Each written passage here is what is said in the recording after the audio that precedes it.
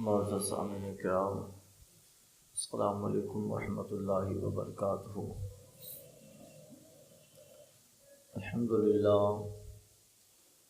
الحمدللہ رب العالمین والعاقبۃ للمتقین، والصلاۃ والسلام علی سید الانبیاء والمرسلین وعلی آلہ الطیبین واصحابہ الطاہرین، اما بعد فاعوذ باللہ من الشیطان الرجیم، بسم اللہ الرحمن الرحیم، فصل لربک وانحر، صدق اللہ المولانا العظیم وبلغنا رسولہ النبی الامین الکریم، ونحن علی ذلک لمن الشاہدین والشاکرین والحمد للہ رب العالمین۔ بارگاہ رسالت مآب و آل و اصحاب رسالت مآب صلی اللہ علیہ وسلم میں درود پاک کا نذرانہ پیش کرے، پڑھیں اللہم صلی الصلاۃ و سلام علیک یا سیدی یا حبیبی یا رسول اللہ، وعلی آلک و اصحابک یا نور اللہ۔ سن مسلمہ یہ نقطہ درس قرآنی میں ہے، سن مسلمہ یہ نقطہ درس قرآنی میں ہے، عظمت اسلام و مسلم صرف قربانی میں ہے۔ حضرات، رب کا بے پناہ اور کروڑوں احسان ہے کہ آج وقت جمعہ بارش کا نزول ہونا یہ بہت بڑی رحمت بتایا گیا ہے۔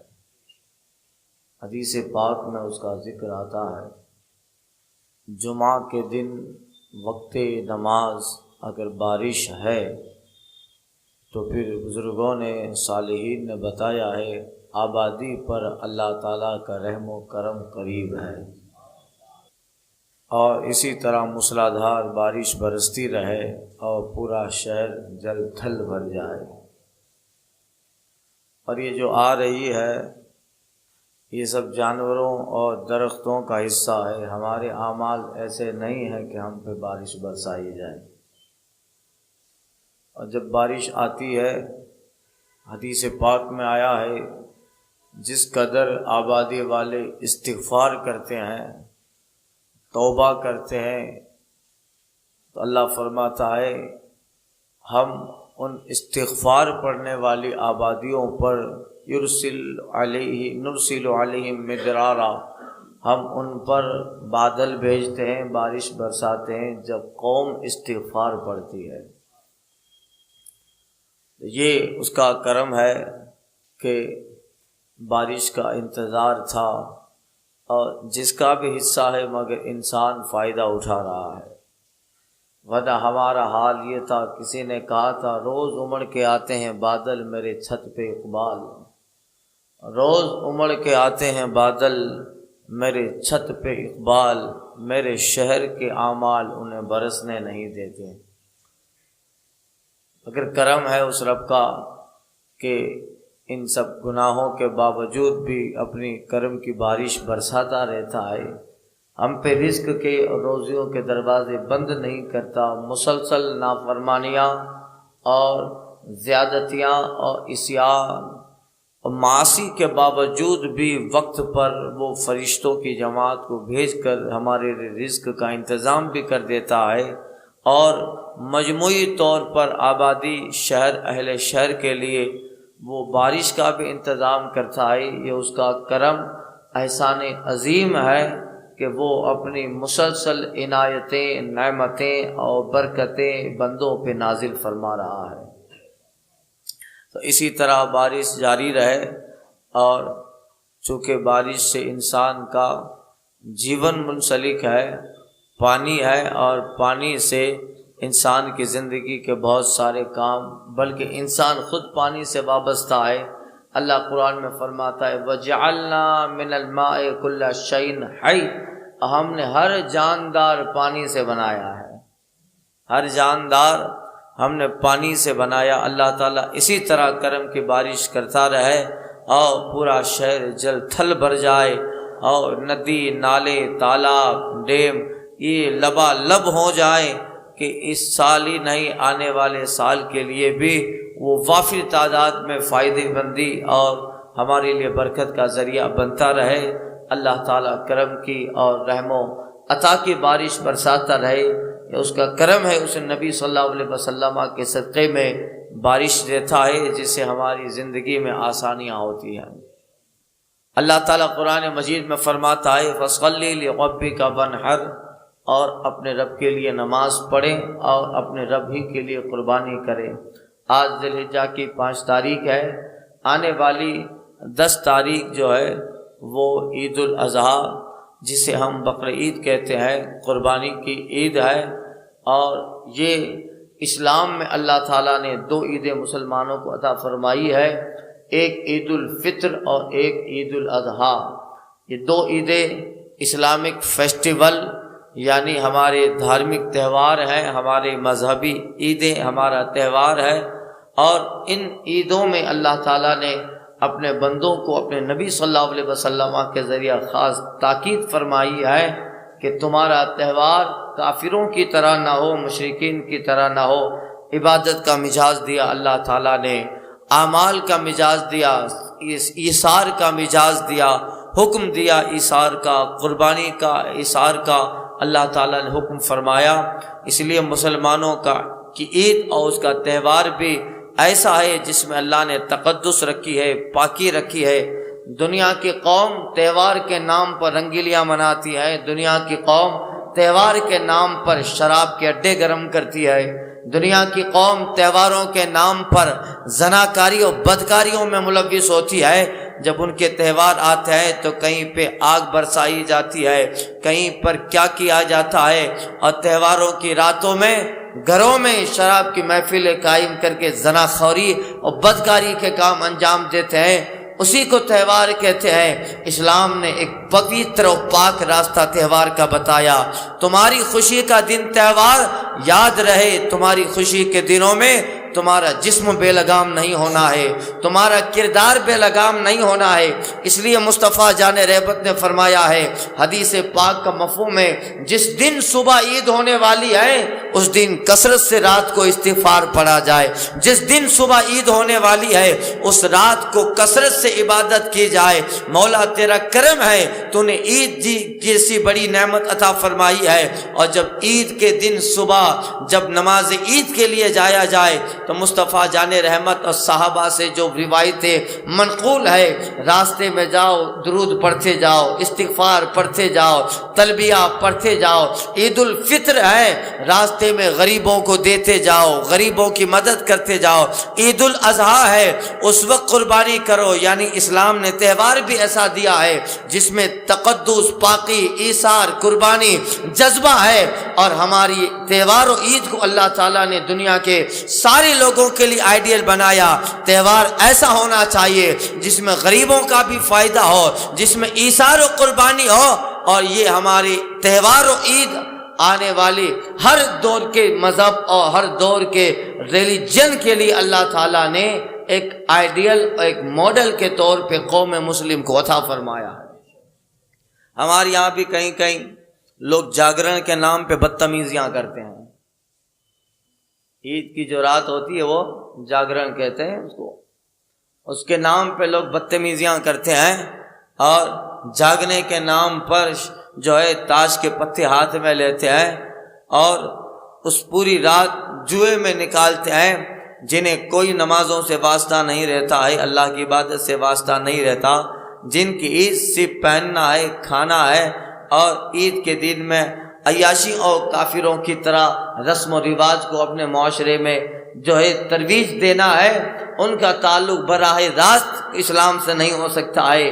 تہوار اور عید تو ان لوگوں کے لیے ہے کہ جس نے پورا سال اللہ کی عبادت اطاعت میں گزاری، اور آج اللہ تعالیٰ عیدگاہ پہ انہیں ان کا نعم البدل عطا فرمائے گا، آج اللہ تعالیٰ انہیں نعمتیں عطا فرمائے گا۔ تو عید قربانی، قربانی کیا ہے؟ قربانی کا مطلب ایک جانور ہوتا ہے جس کو ہم بقر عید، عید الاضحیٰ میں قربان کرتے ہیں، یہ ایک جانور ہے، اللہ تعالیٰ کو ہمارے اس جانور کے گوشت کی ضرورت نہیں ہے۔ رب فرماتا ہے وَلَا يَنَالُهَا دُمُوعُهَا وَلَا يَنَالُهَا لُحُومُهَا وَلَا دِمَاؤُهَا وَلَكِنْ يَنَالُهَا التقویٰ، اللہ تعالیٰ کو اس جانور کا گوشت نہیں پہنچتا ہے، اللہ تعالیٰ کو اس جانور کا خون نہیں پہنچتا ہے، ہاں اللہ تعالیٰ کو اس قربانی کے پیچھے جو مقصد ہے تمہارا ایثار اور تمہارا تقویٰ پہنچتا ہے۔ ہمارا تقویٰ یہ تو ایک چیز ہے جس کے پیچھے ایثار رکھا گیا ہے، ورنہ رب کو قربانی کی ضرورت نہیں ہے، رب کو گوشت کی ضرورت نہیں ہے، رب کو اس جانور کے خون کی ضرورت نہیں ہے۔ اس کے پیچھے ایک ایثار ہے، اس کے پیچھے قربانی کا جذبہ ہے۔ مسلمان وہ ہوتا ہے جو ایثار پیش کرتا ہے، مسلمان وہ ہوتا ہے جس کا دل بڑا ہوتا ہے، وسیع الظرفی پیش کرتا ہے۔ تو اس جانور کے پیش نظر اور اس کے بیکنگ میں اللہ تعالیٰ ایثار کا حکم دے رہا ہے، اور اسی کو یاد کے طور پہ جناب ابراہیم کا واقعہ رکھا گیا ہے کہ اللہ تعالیٰ نے جناب اسماعیل علیہ السلام جب جناب ابراہیم کو عطا فرمایا اور 15-17 برس کی جب عمر ہوئی تو دیکھیے ایک بندے کا تعلق اپنے رب سے کیا ہونا چاہیے۔ جب بندہ گردن جھکا چکا ایمان لے آیا، مصطفیٰ جان رحمت صلی اللہ علیہ وسلم کی احادیث کا مفہوم پڑھیے گا، جب بندے نے اللہ کی وحدانیت کا اقرار کر لیا اور دین میں مکمل داخل ہو گیا تو اب اللہ تعالیٰ اس مومن بندے سے آزمائش لے گا، امتحان لے گا اللہ تعالیٰ اس سے۔ تو حضرت اسماعیل علیہ السلام کا ایک واقعہ ہے کہ اللہ تعالیٰ نے زمانوں کے بعد حضرت ابراہیم کو اولاد عطا فرمائی، اور 17-18 سال کے حضرت اسماعیل علیہ السلام ہو گئے تو خواب میں حضرت ابراہیم علیہ السلام کو حکم ہوتا ہے اپنی عزیز چیز ہماری راہ میں دو، اپنی بہتر چیز ہماری راہ میں دو۔ حضرت ابراہیم علیہ السلام سمجھ جاتے ہیں، اور زمانوں کے بعد تو دعا کرتے تھے تو اللہ تعالیٰ نے حضرت اسماعیل علیہ السلام عطا فرمایا ہے۔ ظاہر بات ہے جن کے پاس اولاد نہیں ہوتی انہیں پوچھئے، وہ دنیا کے ہر درگاہ، ہر بابا، ہر پیر کے دروازے کو کھٹکھٹا لیتے ہیں، ان کی اولاد ہو، اور جب اولاد زمانوں کے بعد آ جاتی ہے تو پھر اس کا انداز پالنے کا ماں باپ کا الگ ہوتا ہے کہ زمانوں کے بعد ایک اولاد اور بھی بیٹا ہو تو پھر باپ اپنی ساری محبتیں اس پہ قربان کر دیتا ہے، ماں اپنی ساری ممتائیں اس پہ نشاور کر دیتی ہے، اور اپنے گھر میں وہ ایک معذب مہمان کی طرح رکھا جاتا ہے وہ بیٹا جو زمانوں کے بعد دعا سے حاصل ہوا ہے۔ حضرت ابراہیم علیہ السلام دعا کرتے تھے، مولا اسماعیل، اے اللہ سن لے۔ اسما یہ عربی کا لفظ ہے، سن، اور ال یہ عبرانی زبان میں اللہ کو بولتے ہیں۔ اسماعیل، اے اللہ سن لے، تو چونکہ دعا میں بار بار یہ لفظ حضرت ابراہیم علیہ السلام ریپیٹ کرتے تھے، اسماعیل، اے اللہ سن لے، اور پھر اللہ تعالیٰ نے سن لیا اور حضرت اسماعیل عطا فرمایا۔ تو جو دعا کا لفظ تھا وہی نام حضرت ابراہیم نے اسماعیل کا رکھ دیا، اسماعیل، اے اللہ سن لے۔ اسما مانے عربی کا لفظ فعل امر ہے، اسما سن، عبرانی زبان میں اللہ کو بولتے ہیں، اللہ سن لے۔ تو پھر اسماعیل یہ لفظ ہی حضرت ابراہیم نے اپنے بیٹے کا نام رکھ دیا۔ اب وہ جملہ نہ رہا، مرکب نہ رہا، بلکہ اب یہ مفرد و علم کی منزل میں آ گیا۔ اب اللہ تعالیٰ نے حضرت اسماعیل عطا فرمایا۔ اب ظاہر بات ہے حضرت ابراہیم علیہ السلام محبت کر رہے ہیں، صبح دیکھو تو اسماعیل علیہ السلام کے ساتھ بیٹھے ہیں، شام دیکھو تو اسماعیل علیہ السلام کے ساتھ بیٹھے ہیں، محبت۔ اب تھوڑا عبادت کا جو وقت تھا اس میں بھی تھوڑی کمی آ گئی، پہلے کی طرح کمی آ گئی۔ فرشتوں نے کہا مولا اب تیرا ابراہیم پہلے جیسا نہیں رہا، اب تیرا ابراہیم پہلے جیسا نہیں رہا، پہلے کافی وقت تیری عبادت میں لگاتا تھا، اب جب سے تو نے اسماعیل دیا ہے مولا اب بیٹے کی محبت اور تیری محبت جو ابراہیم کے دل میں ہے وہ دو حصوں میں تقسیم ہو گئی ہے، اب پہلے جیسا ابراہیم نہ رہا۔ اللہ فرماتا ہے ہاں ابراہیم کی جو اس کے بیٹے اسماعیل سے محبت ہے، اس محبت میں بھی ابراہیم نے میری محبت کو تلاش کیا۔ کیا دیکھنا چاہتے ہو؟ کہاں دیکھنا چاہتے ہیں۔ پھر یہ واقعہ قربانی کا پیش آیا اور اللہ تعالیٰ نے خواب میں وہی اور اشارہ کیا، حضرت ابراہیم علیہ السلام سمجھے اور انہوں نے حضرت اسماعیل علیہ السلام کو جو ہے قربانی کے لیے آمادہ کیا۔ واقعہ بارہ سنتے رہتے ہیں، اور مینا کے میدان میں لے گئے۔ 17 سال 15 سال کی عمر ہے جناب اسماعیل علیہ السلام کی۔ بتا اس باپ کا دل اللہ کی محبت کا کیسا گنجینہ بنا ہوگا، جس کو اللہ نے زمانوں کے بعد ہی اولاد عطا فرمائی ہے، مگر حکم رب العالمین ہے۔ جناب اسماعیل کو نہلایا دھلایا، اچھا لباس پہنایا، اپنی بیگم سے کہا مہمان کے لیے جانا ہے، اور راستے میں پہنچے، باپ بیٹے کی گفتگو ہوتی ہے۔ حضرت ابراہیم علیہ السلام مقام مینا میں پہنچ کر اپنے بیٹے اسماعیل سے کہتے ہیں بیٹا انی اراک ان اذبحک، میں نے دیکھا ہے کہ میں تجھے ذبح کر رہا ہوں، میرے رب کا حکم یہی ہے کہ میں تجھے ذبح کروں، رب کی بارگاہ میں قربان کروں، بتا تو کیا کہتا ہے؟ دنیا میں اللہ ایسا بیٹا سب کو عطا فرمائے جو اللہ کی محبت کے لیے، خدا کی وحدانیت کی محبت کے لیے جناب اسماعیل کو اللہ نے جو قرب عطا فرمایا تھا، اپنے باپ کو جواب دیتے ہیں جب میرا پروردگار آپ کو حکم دیتا ہے تو اے میرے والد گرامی فافعل، آپ کیجئے جو آپ کو حکم دے آپ کے رب نے دیا ہے، ستجدنی انشاءاللہ من الصابرین، اگر آپ اس کام کو کریں گے جو آپ کے رب نے کہا ہے، یقیناً اس بیٹے کو صبر والی جماعت میں پالو گے۔ ستجدنی انشاءاللہ من الصابرین، آپ وہی کیجئے جو آپ کو آپ کے پروردگار نے کہا ہے۔ اللہ اللہ، حضرت ابراہیم مینا کے میدان میں جناب اسماعیل کو لے کے آئے ہیں، آنکھوں پہ پٹی باندھی ہے۔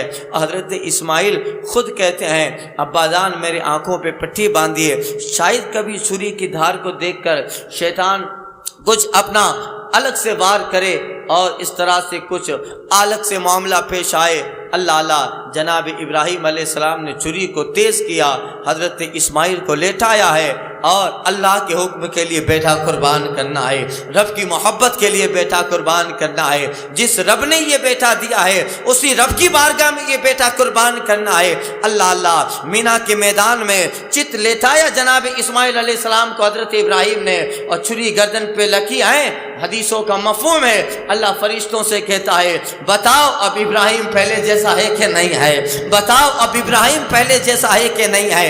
ابراہیم کی محبت اپنے بیٹے اسماعیل سے وہ محبت نہیں ہے، حقیقت میں اے فرشتوں اس محبت میں بھی اسماعیل کی اللہ کی محبت جناب ابراہیم کے دل میں پوشیدہ ہے، اس محبت میں بھی میری محبت ہے۔ اور جناب ابراہیم نے چھری جناب اسماعیل کے حلقوم پہ رکھ دی ہے، اور اللہ فرشتوں سے کہہ رہا ہے دیکھو یہ میرا بندہ ابراہیم ہے، زمانوں کے بعد بیٹا دیا ہے، مگر میرے حکم پر اسی عزیز بیٹے کو مقام مینا میں آ کے قربان کر رہا ہے۔ فرشتے کہتے ہیں ہاں مولا، ابراہیم پہلے جیسا ہی ابراہیم ہے۔ اب یہ تو واقعہ بتانا تھا، ابراہیم کا جذبہ فرشتوں کو دکھانا مقصود تھا، اور لوگوں کو فرشتوں کو بتانا مقصود تھا ابراہیم وہی پہلے جیسا ابراہیم ہے، یہ بتانا مقصود تھا۔ فرشتوں نے دیکھ لیا، چھری جناب ابراہیم نے اسماعیل کے حلقوم پہ رکھ دی، سارا معاملہ ہو گیا۔ اب اس سے پہلے کہ وہ چھری کی دھار جناب اسماعیل کے نازنین حلقوم پہ چلتی، فوراً ہماری تعالیٰ کا ارشاد جناب جبریل کو ہوتا ہے جاؤ جنت سے ایک دمبا لو۔ اس سے پہلے کہ چھری کی دھار جناب اسماعیل کے گردن پہ آئے، اس اللہ کے بندے جناب اسماعیل کو وہاں سے ہٹا کر وہ جنتی دمبا رکھ دیا جائے۔ سورن تار کے تار کے اندر جناب جبریل جنت کا دمبا لیتے ہیں۔ اس سے پہلے کہ چھری کی دھار اسماعیل کے حلقوم پہ چلے، حضرت ابراہیم نے آنکھیں بند کر کے بسم اللہ اللہ اکبر کہہ کے چھری چلائی ہے، ذبح کیے۔ جب خون کا فوارہ نکلا، ذبح کے بعد جب آنکھیں کھولتے ہیں، بیٹا سامنے مسکرا رہا ہے، جناب اسماعیل سامنے کھڑے ہیں۔ اللہ اللہ، دیکھا جناب جبریل ہیں، کہا اے ابراہیم اللہ تعالیٰ نے آپ سے بہتر وعدہ کیا اور آپ نے اس رب کے وعدے کو پورا کیا۔ آج اللہ تعالیٰ نے آپ کے اس عمل کو اپنی بارگاہ میں مقبول کر لیا۔ اب قیامت تک کے لیے اسی ایثار بزرگوں کے واقعات قیامت تک کے لیے یادگار رہتے ہیں۔ اے ابراہیم، آج اللہ تعالیٰ آپ کی اس ادا کو قیامت تک کے لیے زندہ رکھے گا، تو پھر اس ایثار کے پیچھے کیا مطلب؟ حضرت ابراہیم نے کوئی بکرا ذبح نہیں کیا تھا، حضرت ابراہیم آ کے کوئی اونٹ ذبح نہیں کیے تھے، آئے تھے بیٹے کو ذبح کرنے۔ اس واقعے کا بیکنگ آپ دیکھیں کہ اس میں کیا تھا، ان کا بیٹے کی محبت تھی، اس بیٹے کی محبت کو اللہ کے لیے قربان کر دیا تھا۔ یہ بات کی بات ہے کہ جب چھری رکھی اسماعیل علیہ السلام کو جبریل نے ہٹا دیا، دمبا رکھ دیا، مگر واقعے میں یہی پتہ چلتا ہے ایثار لوگوں کو دکھانا مقصود تھا۔ اللہ کی محبت کیسی ہونی چاہیے؟ رب کی محبت اور رب کے دین کا سوال آئے تو بیٹا بھی قربان ہو جائے، رب کی محبت کا سوال آئے اپنا عزیز مال بھی قربان ہو جائے۔ اسی لیے ابراہیم کی یاد کو رکھا گیا۔ یہ جانور تو صرف سنت ابراہیم کے طور پہ رکھا گیا ہے، اس کے پیچھے تمہارا ایثار مقصود ہے، اس کے پیچھے تمہارا جذبہ مقصود ہے۔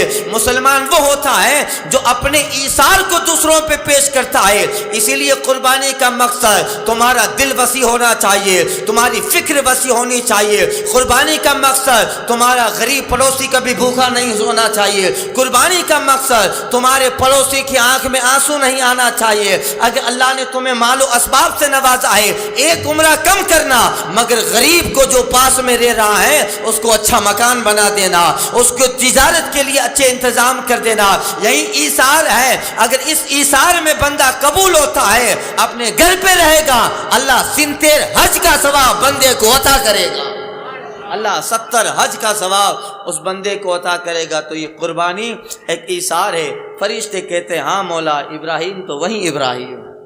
اللہ تعالیٰ نے آزمائش لی حضرت ابراہیم علیہ الصلوۃ والتسلیم کی، پھر دوبارہ وقت آیا، یہ تو بیٹے کی محبت تھی، پھر ایک وقت آیا کہ اللہ تعالیٰ نے مال ابراہیم کو دیا، اتنا مال دیا کہ حضرت ابراہیم کے پاس جانوروں کے ریوڑ ہو گئے۔ اس زمانے میں جانور آنا، اس زمانے میں تو اس ساری فیسلٹی نہیں تھی۔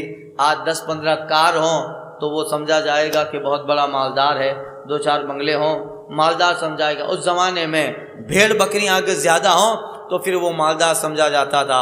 اللہ تعالیٰ نے اولاد سے امتحان لیا، اب اللہ تعالیٰ نے حضرت ابراہیم کا مال سے امتحان لیا۔ اتنا مال دیا حضرت ابراہیم کو، بکریاں، ریوڑ، جانور، اونٹ، اتنا دیا۔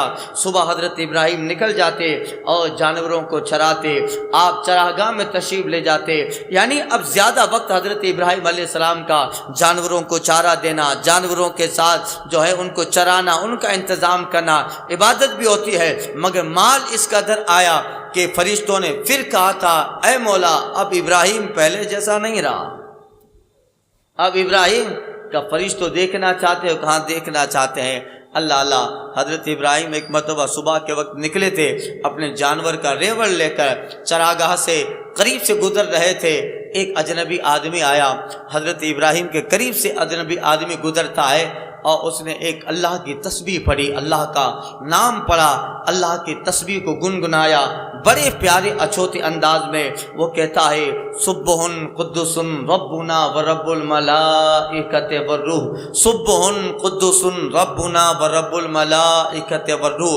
حضرت ابراہیم مڑ کے دیکھتے ہیں کون ہے جو اس جنگل و بیابان میں میرے رب کی تسبیح بول رہا ہے، اور کس قدر پاکیزہ الفاظ سے میرے رب کی حمد بیان کر رہا ہے، کس قدر پاکیزہ لفظوں سے میرے رب کو یاد کر رہا ہے۔ جناب ابراہیم مڑتے ہیں، دیکھا ایک وجود کھڑا ہے، ایک انسان کھڑا ہے جو بڑے پیارے سریلی آواز میں رب کی تسبیح ان الفاظ میں بولتا ہے، سبحان الملک القدوس سبحان ذی الملک والملکوت ربنا رب الملائکۃ والروح سبح قدوس ربنا ورب الملائکۃ والروح۔ حضرت ابراہیم مڑے، دیکھا اے اجنبی بڑے اچھے انداز میں میرے رب کی حمد بیان کر رہا ہے، ان پیارے الفاظ میں میرے رب کی حمد باری تعالیٰ تو بیان کر رہا ہے، ذرا پھر سے بول۔ تو بولتا ہے ابراہیم کا کلیجہ ٹھنڈا ہوتا ہے، تو بولتا ہے میرے ذہن و فکر میں ایک خوشگوار انقلاب پیدا ہو جاتا ہے، پھر بول۔ اجنبی تھا، وہ کہتا ہے ایسے نہیں بولوں گا، اب اگر سننا چاہتے ہو تو آدھی بکریاں دینی پڑے۔ حضرت ابراہیم کہتا ہے لے، تجھے یہ جتنا مال ہے اس میں سے آدھا مال تجھے دے دیا، ایک بار پھر وہ نغمہ سنا دے میرے رب کی حمد کا۔ آدھی بکریاں حضرت مال پورا جانوروں کا حضرت ابراہیم نے ان کو دے دیا اور کہا اب ایک بار میرے رب کی حمد بیان کر دے۔ وہ اجنبی بولتا ہے سبحان قدس ربنا رب الملائکۃ والروح، 2-4 مرتبہ بولا۔ حضرت ابراہیم پہ وجد طاری ہے، رب کی حمد سن کر ذہن و فکر پہ ایک خوشگوار انقلاب برپا ہے۔ رب کی حمد سن کر دل کے اندر ایک عجیب کیفیت طاری ہے جناب ابراہیم کے۔ وہ 2-4 بار پڑھا، جیسے ہی پڑھنا بند کر دیتا ہے حضرت ابراہیم آنکھیں کھولتے ہیں۔ کہا پڑھ، کا ابراہیم جتنا دیا اتنا پڑھ لیا، اب آگے سننا چاہتے ہو باقی آدھا دینا پڑے گا، باقی آدھا دینا پڑے گا۔ حضرت ابراہیم کہتے ہیں لے یہ آدھا لے لے، مگر پھر اس رب کی حمد کا وہ کلمہ دہرا دے۔ حضرت ابراہیم نے اب وہ کروڑوں کا مال ہوگا اس زمانے کے اعتبار سے، وہ ساری بکریاں جناب ابراہیم نے ان کو دے دی۔ کا پھر بول، وہ پھر 2-4 مرتبہ گنگناتا ہے سبحان قدس ربنا ورب الملائکۃ والروح۔ حضرت ابراہیم پر ایک کیفیت عجیب طاری ہو جاتی ہے، پھر اس نے بولنا بند کر دیا۔ ابراہیم نے آنکھیں کھولی، کہا بول، کا اے ابراہیم جتنا دیا اس کا ہو گیا، اب نہ سناؤں گا یہ کلمہ۔ حضرت ابراہیم کہتے ہیں ابھی تو پیاس بجھی بھی نہیں ہے، ابھی تو تشنگی قائم ہے، ابھی تو دل میں اس رب کے الفاظ اس کی حمد سننے کی آرزو اور باقی ہے، اور تو نے بند کر دیا کہ اب دینے کے لیے تیرے پاس کیا ہے؟ حضرت ابراہیم کہتے ہیں ارے اتنی ساری بکریاں اور جانور لیا ہے، اس کو چرانے کے لیے ایک مالک تو چاہیے، ایک چرواہا تو چاہیے، اس کی حفاظت کے لیے ایک آدمی چاہیے، لے ایک بار پھر مولا کی حمد سنا دے اور زندگی بھر کے لیے مجھے بکریوں کا رکھوالا بنا لے۔ اللہ اللہ، حضرت ابراہیم علیہ السلام کے ساتھ یہ واقعہ پیش آ رہا ہے، اور اللہ فرشتوں کی بزم میں فرشتوں سے مخاطب ہو کے ارشاد فرما رہا ہے دیکھا میرا ابراہیم ہے، میرے نام پہ مال بھی لٹا رہا ہے، میرے ایک کلام اور جملہ پہ اپنی ساری بکریاں لٹا دی، بلکہ میرے نام پہ اس نے اپنے آپ کو بھی فروخت کر دیا، بیچ دیا۔ فرشتے کہتے واقعی میں یا رب العالمین تیرا ابراہیم پہلے جیسا ہی ہے، پہلے جیسا ہی ابراہیم ہے۔ پھر حضرت ابراہیم سے اس اجنبی نے کہا لو ابراہیم یہ سارا مال تمہارا ہے، میں کوئی انسان نہ ہوں، میں تو اللہ کا فرشتہ ہوں، اور فرشتوں کی بزم میں تمہارا چرچا تھا، اور رب کو تمہارا ایثار دکھانا مقصود تھا، میں اللہ کا فرشتہ ہوں، یہ تمہارا مال تمہارے لیے، اور تمہارا امتحان میں ایک جو ہے امتحان تھا تمہارا، آج تم نے اس سے پہلے اپنے بیٹے کو ذبح کیا، اس میں بھی تم نے کامیابی عطا کر لی، آج اللہ نے مال دیا، مال میں بھی کامیابی عطا کر لی۔ ابراہیم تمہارے اوپر اپنے رب کا بہت بڑا فضل و کرم ہے۔ تو یہ حضرت ابراہیم علیہ الصلاۃ والتسلیم ہے، اللہ تعالیٰ نے کئی ایک امتحان سے ان کو پاس کیا، بہت سارے امتحان جناب ابراہیم دے رہے تھے، بلکہ ان کو بڑی عمر میں خطرہ کرنے کا حکم دیا، بڑی عمر میں خطرہ کرتے ہیں، قرآن میں ذکر ہے اذ قال له ربه اسلم قال اسلمت لرب العالمین، اور جب ابراہیم کا رب بولا ابراہیم گردن جھکا، بغیر غور و فکر کے رب کے حکم پر ابراہیم نے فوراً گردن جھکا لی۔ یہ ایثار ہے، تو یہ قربانی جناب ابراہیم علیہ الصلاۃ والتسلیم کی یاد ہے، اس لیے آج کامن آدمیوں پہ قربانی واجب ہو ہی جاتی ہے، اتنا سارا مال ہوتا ہے ہمارے پاس، واجب ہو ہی جاتی ہے قربانی۔ اور اگر ابھی جیسے بکرا بکری لو تو زیادہ اس میں 10 5,000 7,000، اس لیے اسلام نے آپشن بھی رکھے ہیں ہر اعتبار سے، بکرا بکری دمبا گیٹا گیٹی، یہ ایک جانور میں ایک آدمی اس میں شریک ہو سکتا ہے، ایک آدمی ایک جانور کی قربانی چھوٹے کی کر سکتا ہے، اور جو بڑا جانور ہے جیسے اونٹ ہے، گائے ہے، بیل ہے، بھینس ہے، تو اس ایک جانور میں 7 آدمی شریک ہو سکتے ہیں، 7 آدمی شریک ہو سکتے ہیں۔ اور آج کے اعتبار سے مسائل آپ جانتے رہتے ہیں اور سنتے رہتے ہیں، کامن آدمی پہ قربانی واجب ہوتی ہے، مگر لوگ اس چیز سے غفلت برتتے ہیں۔